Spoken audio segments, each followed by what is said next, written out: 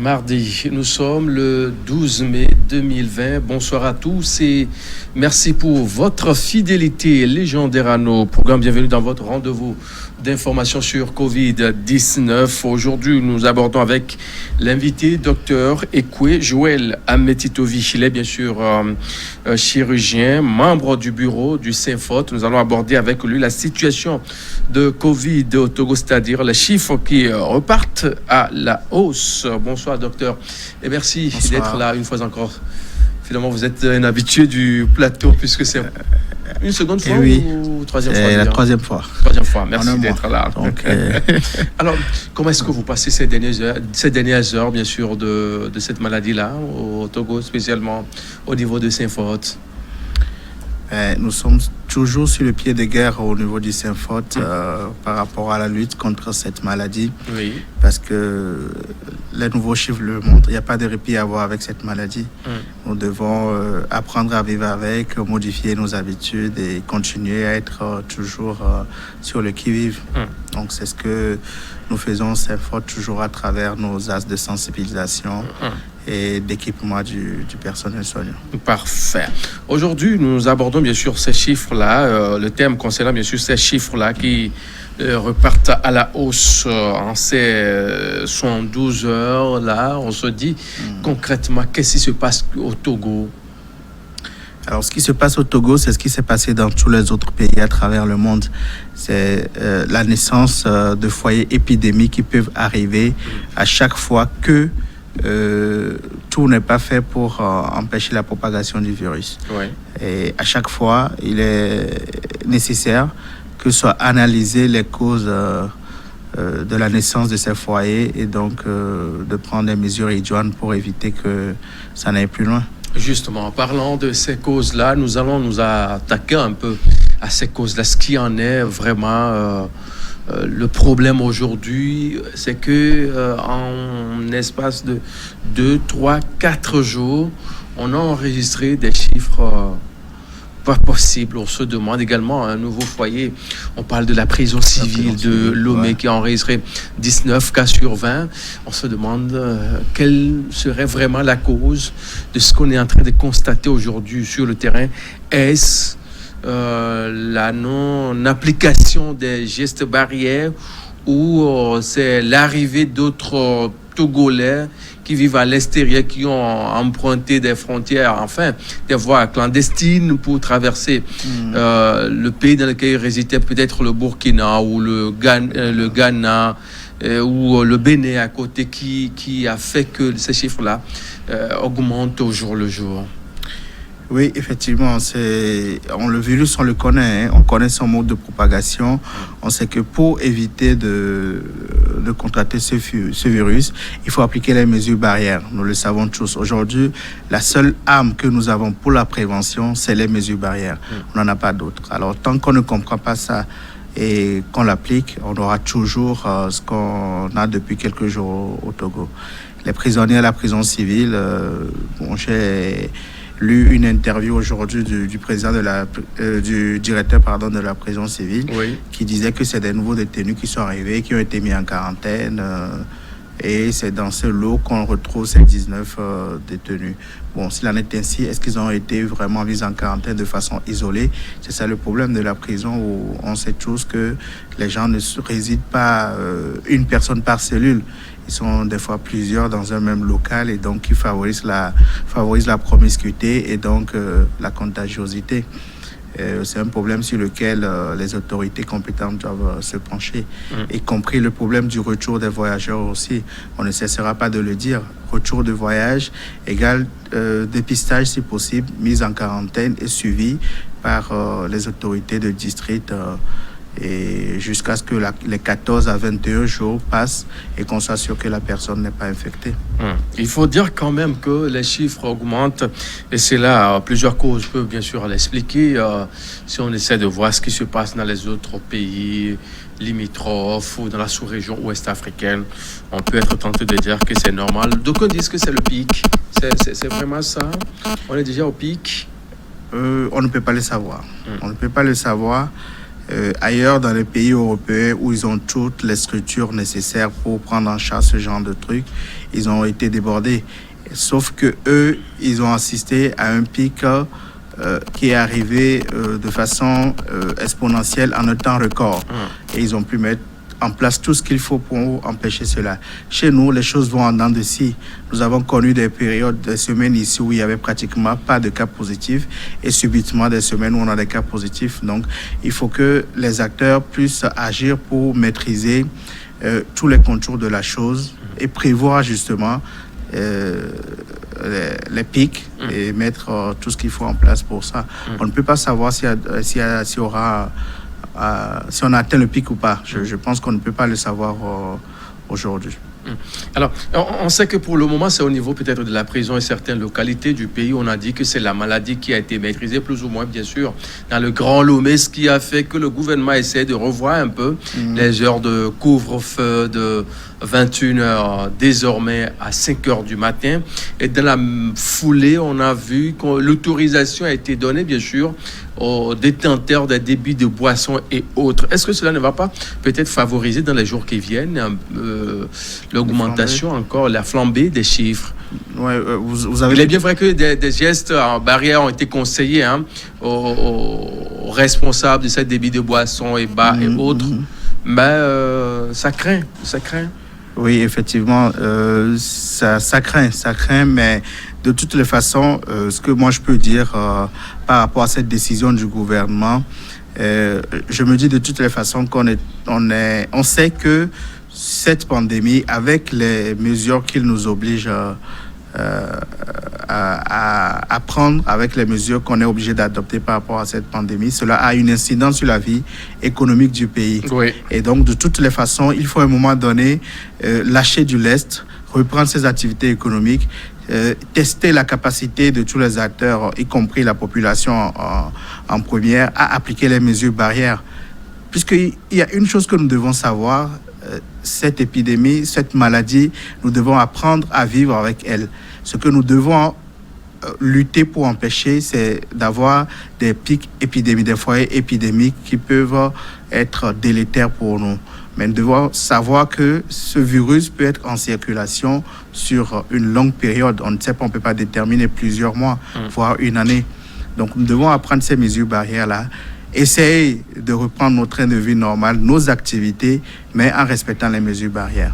Justement, quand on essaie un peu d'analyser les chiffres, peut-être au Togo ou dans la sous-région, ce n'est pas vraiment alarmant comme dans les pays dits évolués.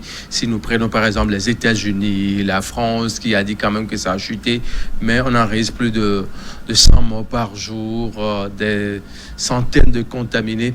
Est-ce qu'on n'est pas tenté de dire qu'il faut démystifier un peu cette maladie-là et conseiller plutôt les gestes barrières aux gens afin de relancer la vie proprement dite?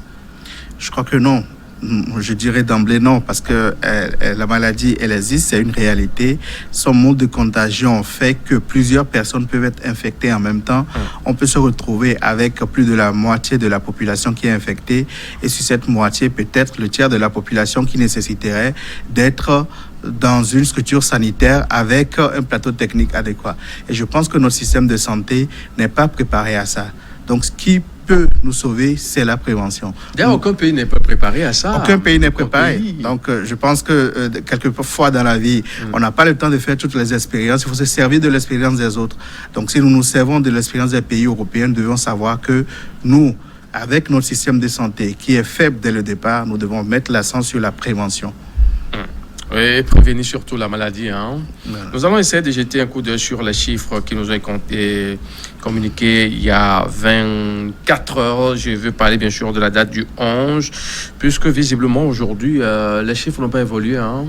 Selon ce que j'ai à ma disposition. Voilà, apparemment, il n'y a pas d'actualisation. Il n'y a pas d'actualisation. Il n'est pas encore dit qu'on a 0 cas. Je pense que mais ce n'est pas encore actualisé à l'heure où nous discutons sur ce plateau. Il faut dire qu'on a enregistré 81 cas actifs, 89 cas guéris, 11 décès, 181 cas confirmés au total, ce qui on a 10 561 nombre total de tests qui ont été bien sûr effectués au Togo. Il faut dire que 7 nouveaux cas 7 nouveaux patients ont été testés positifs sur 184 personnes testées. Bien sûr, il s'agit bien sûr de 3 hommes résidant à Lomé qui sont tous des contacts dont les âges sont compris entre 32 et 43 ans. 4 hommes résidents à Naki Est, nous sommes bien sûr à Dapaon, dans la savane, qui ont été bien sûr dépistés parmi les voyageurs et dont les âges sont compris entre 12 et 35 ans.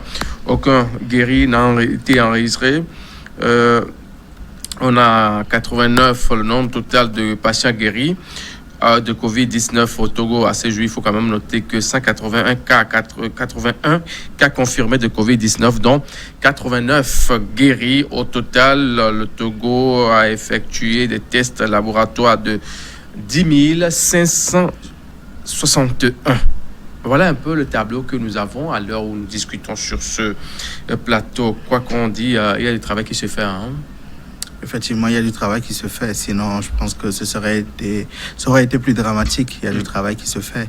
Et je pense, au risque de me répéter, que nous devons faire notre part en tant que justement, au niveau de ces fautes, comment quelle est l'activité phare que vous menez dans le cadre de la riposte ou bien de cette maladie à coronavirus?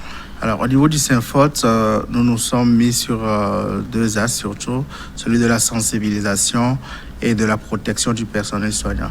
Le projet phare, c'est celui de la protection du personnel soignant, où nous avons fait un appel de dons qui nous vient de plusieurs partenaires, que ce soit du Togo ou d'ailleurs, qui nous permet de nous équiper. Alors, ces partenaires nous ont soit donné du matériel ou ont donné des fonds pour acheter du matériel.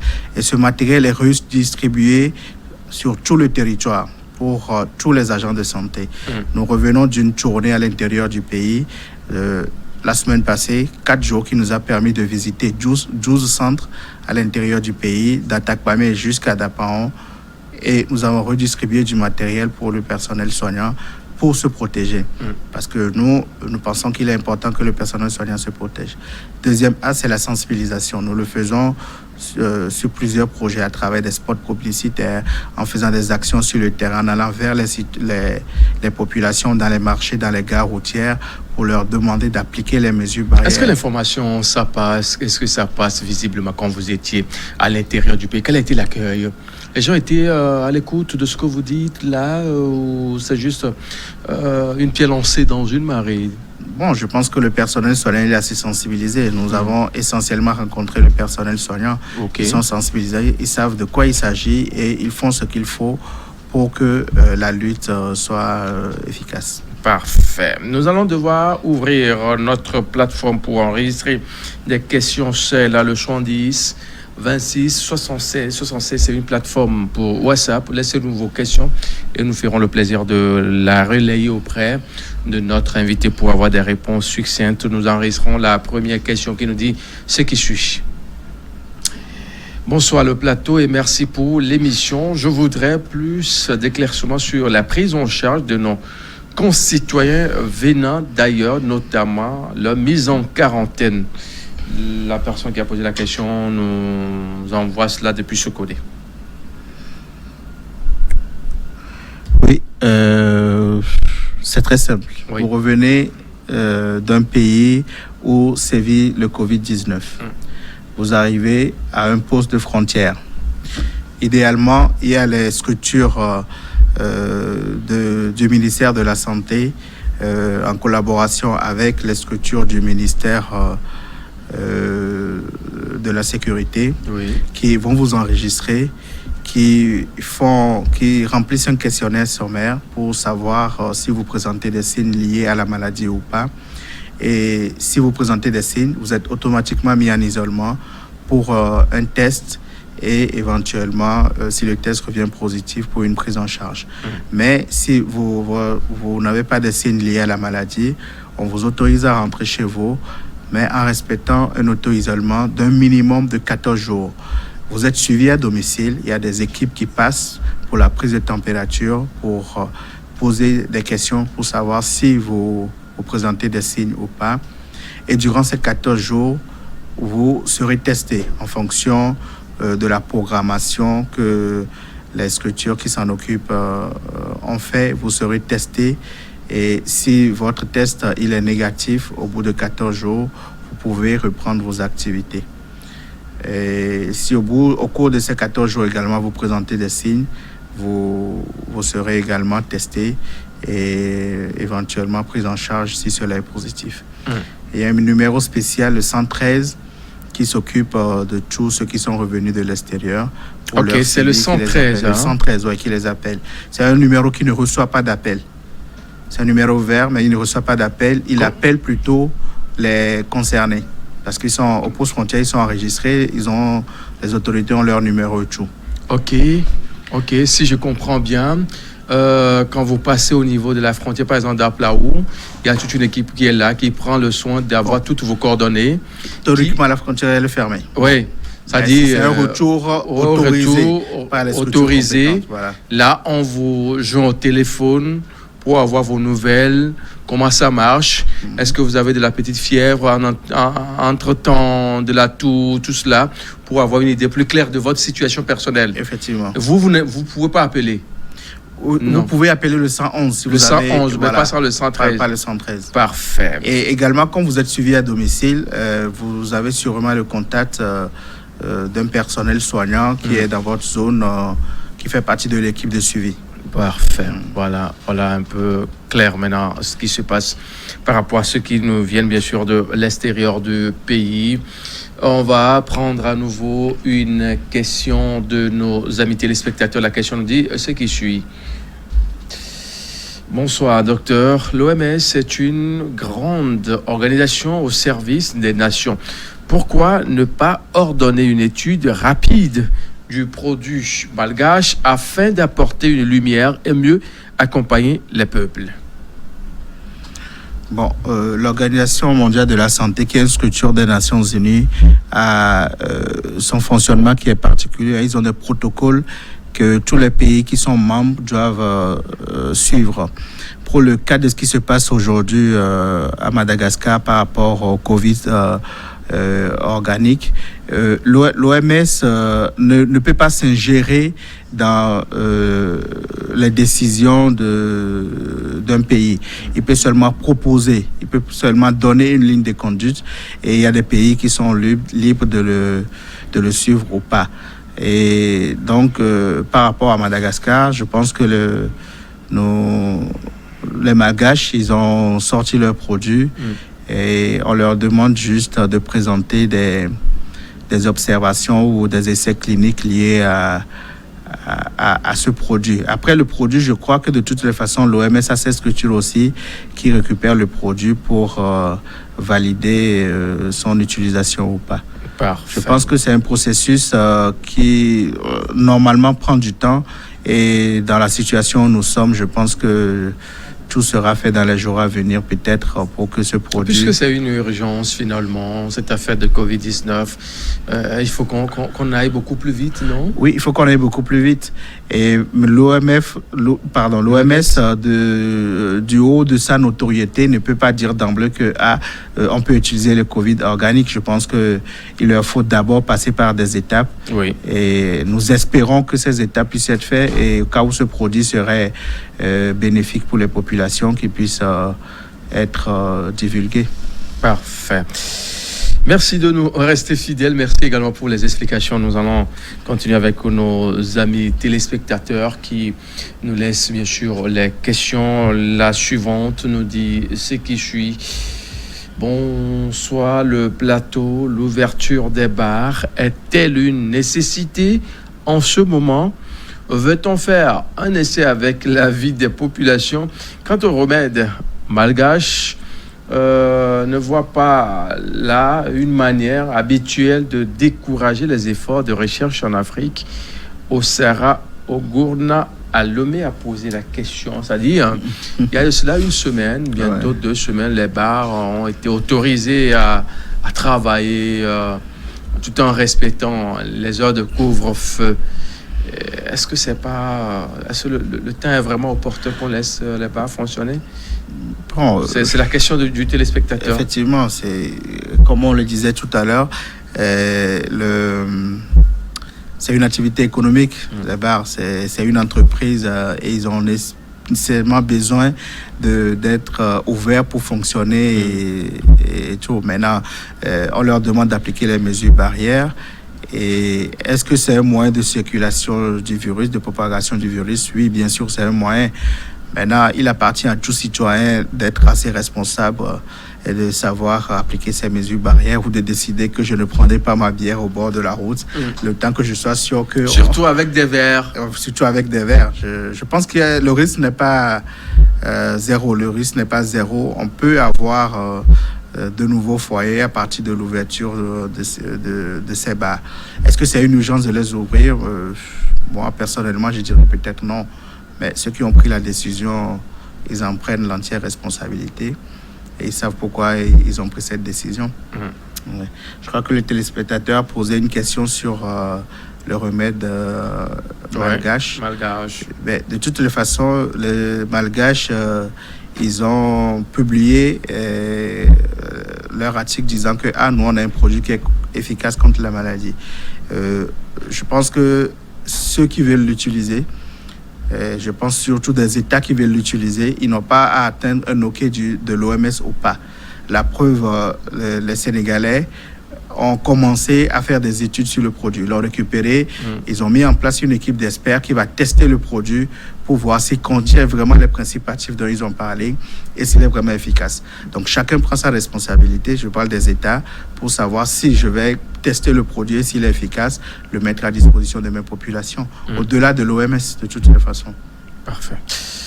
La question suivante pour continuer dans cette émission, et si vous nous choisissez que mesdames, notre numéro sur lequel vous pouvez toutefois intervenir est bien sûr sur la bande défilante, mais n'empêche, je vous le rappelle, le 70 26 76 76.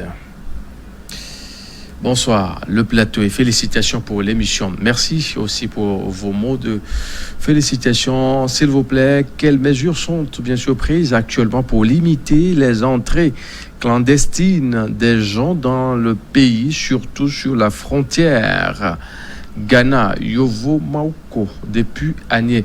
Bon, le gouvernement a annoncé le dépistage dans les autres villes du Togo, mais jusqu'alors, ce n'est pas encore dans l'exécution. Et donc, il y a inquiétude. Pourquoi?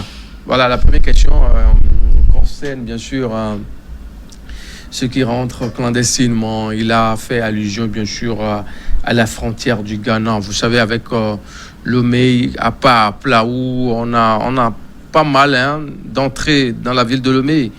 Tout à fait. Voilà. Ben, encore une fois, moi je dirais que c'est une question de civisme avant tout. Les mesures prises par les autorités compétentes, ils ont dit fermeture des frontières, personne ne passe. Alors, si derrière les gens passent, ça veut dire que quelqu'un les a laissés passer. Et cette personne doit faire preuve de civisme aussi pour ne pas laisser passer des gens qui éventuellement seraient infectés et donc créer de nouveaux foyers. Attendons tous que la frontière soit rouverte, ou bien si nous voulons revenir, nous avons des compatriotes qui ont été testés positifs à l'extérieur et qui ont demandé à revenir chez eux pour la prise en charge. Je pense que c'est même dit si vous allez sur le site du gouvernement qui relate les cas positifs chaque jour, covid19.tg.gouv.tg, je pense que c'est dit, il y a un cas qui est revenu comme ça. Alors je pense que ceux qui veulent rentrer doivent faire la demande, passer par les voies légales, être surveillés pour éviter la propagation du virus. Maintenant, s'ils ne le font pas, s'ils passent par des voies détournées, des voies clandestines, et qu'ils sont aidés par des gens qui travaillent sur ces postes de frontières, je pense que c'est ne pas faire preuve de civisme et c'est mettre tout le monde en danger. L'autre point de sa question concerne bien sûr des dépistages qui seront bien sûr effectifs dans les autres villes du Togo. Il demande pourquoi cela n'est pas vraiment actif pour le moment. Ça traîne un peu. Oui, je pense que c'est une bonne décision que le gouvernement a pris de mettre en place des structures de dépistage dans les autres régions du Togo. Je pense que c'est une bonne décision. Maintenant, dans la logistique, la mise en place de tout ça, peut prendre un certain temps parce qu'il faut trouver le local, il faut mettre en place du matériel et des équipes. Et c'est vrai, on est en situation d'urgence et que les responsables de la riposte font tout ce qu'il faut pour venir à bout de cette pandémie. Je pense que ça va se faire. Nous pouvons prendre notre mal en patience. Ça a été dit, je pense que ça va se faire. Merci pour les explications. Mais une question revient très souvent. Pourquoi ne pas tester les enseignants et rouvrir les écoles? Il n'y a pas que les enseignants. La réouverture des écoles implique beaucoup d'acteurs. Il faut prendre cette pandémie dans sa dimension holistique. Elle ne concerne pas que le personnel soignant ou qui que ce soit. Car le cadre de l'ouverture des écoles, elle ne concerne pas que les enseignants. Il y a les élèves aussi. Alors, est-ce qu'on peut imaginer qu'on puisse tester tous les enseignants, tous les élèves sur toute l'étendue du territoire? Je me dis que ce sera assez difficile. Plus encore, tous ces gens se rendent sur les lieux de travail, les enseignants bien sûr, et les élèves aussi, au cours, en empruntant des transports en commun. Alors, et c'est des mots de propagation du virus aussi. Je pense qu'il faut tenir compte de tout ça, de tous les acteurs qui tournent autour du secteur de l'éducation, de tous les implications qui sont parallèles à ça avant de décider une réouverture des écoles. Parfait. Nous allons prendre une autre question tombée sur notre plateforme qui nous dit ce qui est sûr. On va essayer de la découvrir. Bonsoir, merci pour l'émission. Avec la situation actuelle, est-ce qu'on pense éradiquer un jour cette maladie? Bon, voilà, la question n'a pas été complète, mais bon, je l'ai dit hier. Est-ce que cette maladie ne deviendrait pas comme le paludisme et nos élèves? Qu'est-ce qu'on envisage pour eux? C'est-à-dire, peut-être que c'est comme ça, on a vu avec... c'était rougeole, je ne sais plus, hein, où le paludisme, ça a traîné dans le temps. Finalement, le palu est devenu une affaire des pays sous les tropiques. Voilà un peu. Est-ce qu'on n'est pas tenté de dire qu'on tend vers le scénario palu? C'est l'idée, en fait, de sa question. Bon, de toutes les façons, le coronavirus, c'est un micro-organisme et tant qu'il a été étiqueté comme tel, je pense qu'il va demeurer éternellement, comme tous les micro-organismes. Et maintenant, est-ce qu'on pourra l'éradiquer un jour? Oui, si l'on trouve une solution vaccin. C'est-à-dire, si un vaccin est découvert et qu'on se met à vacciner tout le monde, on peut espérer éradiquer cette maladie, un peu comme on l'a fait pour d'autres maladies virales, comme la poliomyélite par exemple, où on a réduit considérablement la contamination un peu partout dans le monde. Donc, nous allons toujours avoir ce virus. Maintenant, ce qu'il faut empêcher, c'est que nous soyons malades. Nous devons éviter d'être malades à travers la prévention, les mesures barrières, éventuellement un vaccin un jour. C'est tout ce qu'on peut espérer. On est parti pour avoir ce virus avec nous pour longtemps, je pense. Le téléspectateur veut savoir tout cela jusqu'à quand? Jusqu'à quand, on ne saura pas le dire, mais on doit mettre fin à l'épidémie à un moment donné. C'est ça. On espère que déjà au Togo, on a déclaré 3 mois pour l'état d'urgence sanitaire. On a déjà fait 1 mois. Nous espérons que d'ici là, on viendra à bout de cette pandémie et qu'on va continuer nos activités comme d'habitude, mais en faisant la prévention contre ce virus. Mais on aura toujours des cas. On aura toujours des malades qui seront pris en charge, mais ce qu'il faut éviter, c'est d'avoir une épidémie avec beaucoup de gens qui sont malades. Ce qui gêne aussi le téléspectateur qui nous a posé la question, c'est aussi la situation des élèves qui sont bien sûr à la maison. Faut-il penser à une solution pour juguler un peu la situation? Bon, un peu comme les cours à distance ou quoi, parce que de toutes les façons, on se donne le temps de faire passer l'épidémie et puis ensuite peut-être les écoles pourront rouvrir. Maintenant, les cours à distance, est-ce que cela est possible au-delà de Lomé? C'est ce qu'il faut voir, ou au-delà des grandes villes de toutes les régions du pays. Il y a des coins assez reculés où peut-être... Mon frère qui a ACV non copé ou AVV... Je pense qu'il serait difficile. Ça va être un peu délicat pour lui. Voilà, que ce soit par Internet ou quoi que ce soit d'autre. Il va falloir un jour retourner dans les salles de classe, mais avec des conditions. Parfait. On enregistre à nouveau une nouvelle question que nous ferons le plaisir de vous balancer. Bonsoir le plateau. Félicitations pour l'émission. Merci. Monsieur le docteur, c'est que tout médicament doit être soumis à une procédure scientifique avant que son efficacité ne soit prouvée. Qu'est-ce que cela coûte à l'OMS de s'approcher des scientifiques malgaches pour soumettre le produit à des tests appropriés? Est-ce parce que cela vient d'un pays africain? Sylvain, depuis Dapaon, a posé la question. Oui, encore une fois, l'OMS a ses protocoles et ses procédures, un peu comme tout organisme ou toute structure qui se respecte. Et je pense que la procédure doit être suivie par tous ceux qui sont membres pour éviter de faire des antécédents. Maintenant, on est dans une situation d'urgence. Il y a des étapes qui seront sûrement brûlées dans cette procédure-là pour arriver au résultat que nous espérons tous.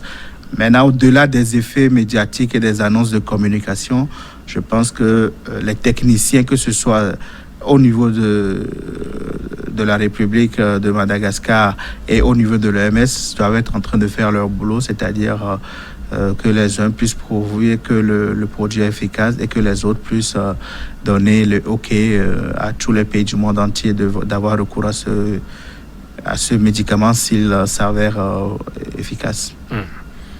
On passe à une nouvelle question. Salut, merci pour l'opportunité. Je veux juste rappeler aux forces spéciales anti-pandémie de se rappeler de Agodeke. Il y a toujours des personnes qui ne se fichent pas mal des mesures barrières ni du couvre-feu. Agodeke, c'est un peu sur la nationale numéro 1, je pense bien. Après, Agodeke, c'est Baguida, ouais, je crois. Baguida et effectivement Pougan, derrière quelque part là-bas. Ouais, Agodeke. Apparemment, les gens ne respectent pas le couvre-feu à ce niveau-là. Monsieur le colonel, monsieur le ministre de la Sécurité et de la Protection civile. Mon général, vous avez du boulot dans cette zone-là, de la grande ville. Hein. Sinon, dans le Grand Lomé, à Godeke, c'est un appel, bien sûr, d'un téléspectateur par rapport au couvre-feu, à tout ce qui se fait dans cette zone-là. Visiblement, rien n'est respecté. Veillez, bien sûr, au grain pour que les populations de cette zone-là soient, bien sûr, en forme pour passer ce temps de crise sanitaire. On va passer à une nouvelle question tombée sur notre plateforme. Bonne émission, mes frères, merci. J'ai écouté et je continue de vous suivre. Au docteur, la question de savoir est-ce qu'il faut toujours attendre des tests occidentaux quand il dit, on observe l'effet du produit malgache. Il crie masque quand nos tailleurs ont créé beaucoup, ont mal vu. Ne serait pas mieux de supporter le Madagascar? En fait, au départ de cette maladie à coronavirus, on a vu tout le tollé que ça a proposé à causer par rapport au port du masque, où on a dit le masque, c'est d'abord pour le personnel soignant, que le masque, enfin, fait main par nos couturiers aujourd'hui avec leur expertise qu'on a finalement découvert en ces derniers temps, que ce n'était pas vraiment approprié. Mais dans la foulée, on a vu ces pays développés qui ont conseillé le port non seulement des masques chirurgicaux, mais des masques fabriqués avec d'autres matériels. On n'était pas vers ce scénario-là quand on essaie aux produits malgaches. Oui. En fait, tout pays a sa souveraineté, à mon avis. Tout pays a sa souveraineté. La décision de ne pas porter de masque par la population générale est venue essentiellement de la France. Je pense que c'est le gouvernement français qui l'a ordonné dès le départ à réquisitionner les masques pour les mettre à disposition du personnel soignant. Cette disposition obéissait beaucoup plus à une peur de la pénurie de masques. Oui. Tout à fait au début. Alors que dans les pays asiatiques, vous avez beaucoup de pays asiatiques qui étaient déjà habitués à la chose et qui ont donné la consigne pour que tout le monde se porte des masques, où les gens même étaient déjà habitués à porter des masques en période d'épidémie. Systématiquement, ils se sont mis tous à porter des masques. Donc, c'est beaucoup plus, à mon avis, des décisions politiques. Maintenant, chaque pays a sa souveraineté, chacun décide ce qu'il peut pour protéger ses concitoyens. Alors, si c'est nécessaire de porter le masque par tout le monde, c'est à l'autorité d'en prendre la décision et de prendre les mesures nécessaires pour que le masque soit disponible. Concernant la confection des masques par nos tailleurs, effectivement, parce que ces masques, on s'est dit au début que ça ne constituait pas une barrière efficace à plus de 90% comme les masques chirurgicaux ou les masques FFP2 testés pour ça. Raison de plus pour en appeler à la responsabilité de nos États de pouvoir mettre en place dans nos pays africains de quoi prendre nos propres décisions. Ça veut dire quoi? Ça veut dire que nos États doivent pouvoir avoir des structures qui puissent tester l'efficacité d'un masque en tissu par rapport à un masque chirurgical. Je pense que ça n'a jamais été fait. C'est l'occasion de le faire. J'ai cru entendre que le Burkina a fait un travail de ce genre pour fabriquer des masques avec des tissus traditionnels de chez eux. Faso d'Anfani. Voilà, si tous les pays africains faisaient la même chose, ici au Togo aujourd'hui, beaucoup de stylistes et de tailleurs se sont mis à la confection des masques. Il suffit juste que l'État mette en place une structure compétente. Il fallait juste faire un tour au grand marché de Redjana, en haut, là où se trouvent les couturiers. C'est là. Ça, il y en a une ça floraison. Passe, vous allez vous dire... Donc, je pense qu'on peut faire une étude sur l'efficacité des masques en tissu et donc avoir un organisme qui valide leur confection et leur commercialisation pour le Togo. C'est possible. Et j'en viens au Covid-19, c'est pareil.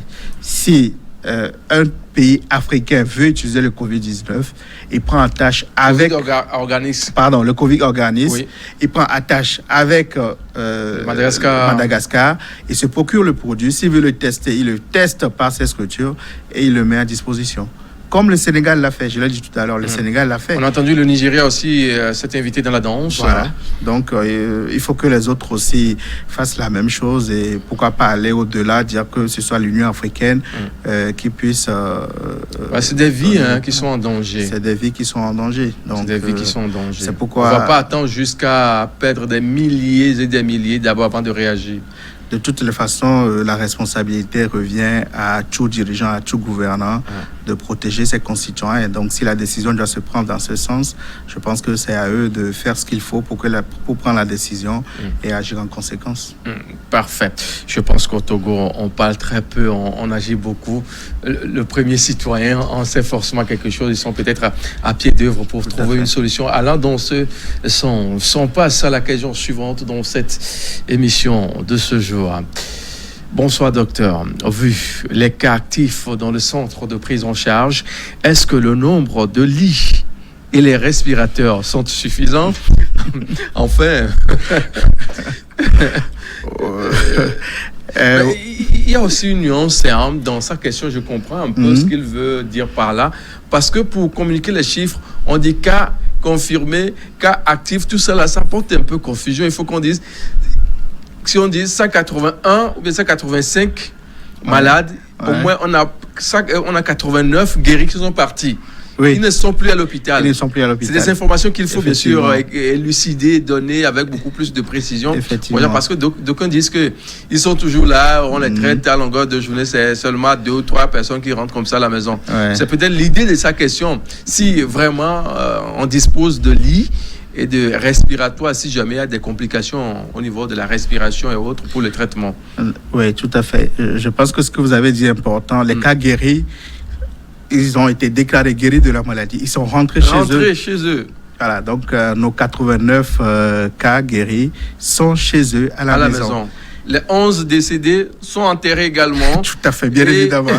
Il y a également les cas actifs, 81 qui restent. Voilà, et c'est dit, si vous allez sur le site du gouvernement, ceux qui ont l'habitude d'y aller, c'est bien défini ce que c'est qu'un cas actif, un cas confirmé, etc. Donc, et parmi les cas actifs, on a diverses formes, justement. Voilà. Pour en venir à sa question. Pour la maladie de façon générale, vous avez ceux qui vont être positifs, mais qui ne vont développer aucun symptôme, qui vont aller bien comme vous et moi. Ils sont hébergés dans un hôtel de la place qui est réquisitionné pour ça. Je pense que ce n'est pas l'occasion de dire le nom de l'hôtel sur ce plateau. On risque de lui faire une publicité gratuite par après, il va se faire de l'affaire.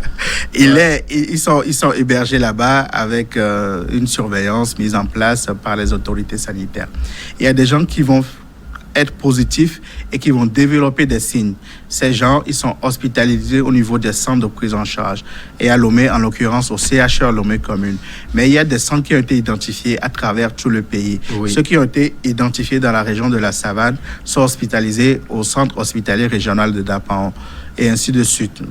Également pour la région de la Kara, région centrale et région des Plateaux. Il y a des centres qui sont identifiés pour les accueillir. Et maintenant, il y a ceux qui vont faire ce qu'on appelle les formes graves.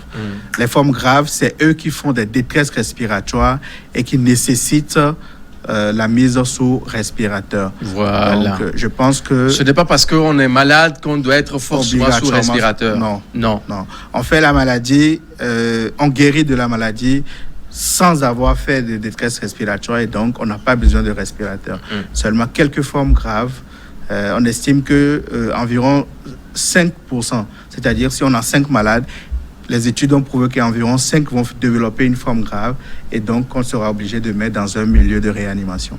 Ce qui veut dire que c'est clair, hein? On ne va pas quand même dire qu'on dispose suffisamment de lits ou de respirateurs dans cette affaire-là. Ouais, je pense qu'on en a quand même suffisamment au vu des cas que nous avons, je pense. J'ai eu quand même à interviewer sur ce même plateau le ministre Sani Yaya qui a parlé bien sûr des commandes qui ont été faites pour pouvoir combler ces vides, là dans le cadre de cette maladie, des respirateurs en nombre, également les lits et puis des scanners désormais pour toutes les régions du pays, pour toutes les régions du pays. Je l'ai suivi comme vous, je ne sais pas si dans l'effectif... Je l'ai reçu sur ce plateau même.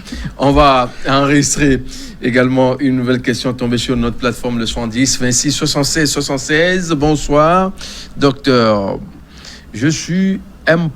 Monsieur, bien sûr, Soba Roland à Cantet. Nous avons appris sur les réseaux sociaux qu'un professeur ophtalmologue au CHR Kara est testé positif. Et je voudrais voir si cela est vrai. Merci, Doc.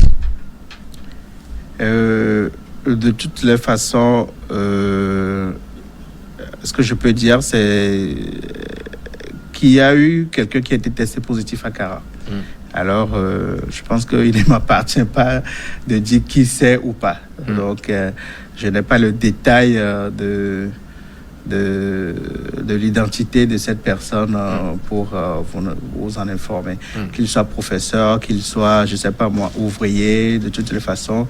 Ou un simple citoyen. Un simple citoyen, c'est une maladie, c'est une vie humaine. Ce n'est pas non plus la maladie de la honte pour savoir que tel a été infecté ou pas. Nous avons assisté dans plusieurs pays à travers le monde où de grands responsables ont été infectés. Ça a été dit publiquement parce que c'est lié à leur activité. Voilà, c'est lié à leur activité. Il était nécessaire que l'on sache qu'ils sont infectés. Il en va ainsi normalement pour tous les dirigeants, que l'opinion sache qu'ils ont un problème de santé. Donc, je pense que ça, c'est limite là. Maintenant, pour le reste, ça relève du secret médical. Et je ne pense pas que ce soit... Il y a ce qu'on appelle le secret du confessionnal. Voilà, je ne pense pas que ça ait une importance particulière de savoir si un professeur est infecté ou pas, à mon avis. On tend vers la fin de l'émission, mais on va prendre le soin de prendre encore une ou deux questions au plus dans cette émission. Bonsoir, New World Télé, chaîne bien-aimée, merci pour les compliments. Comment peut-on comprendre le fait que certains pays voisins soient passés au déconfinement jusqu'à nous parler de la reprise des classes, alors que chez nous, au Togo, c'est le moment où les chiffres de contamination marchent rapidement. Est-ce qu'il ne serait pas bon d'adopter leur traitement ? De toutes les façons, chaque pays a son mode de vie, ses habitudes qui peuvent faire que le virus puisse infecter plus de gens ou pas. Parce que, nous le savons, c'est un virus dont la contagiosité est liée au comportement humain. Et chacun prend des décisions en fonction des habitudes de son État. Je ne pense pas que l'on puisse comparer un peu les États, surtout nos États voisins, surtout en matière de confinement ou de déconfinement. La preuve, au Togo, nous n'avons pas été confinés en réalité. Dans d'autres pays comme le Ghana, le confinement a été strict, mais au Togo, nous n'avons pas été confinés.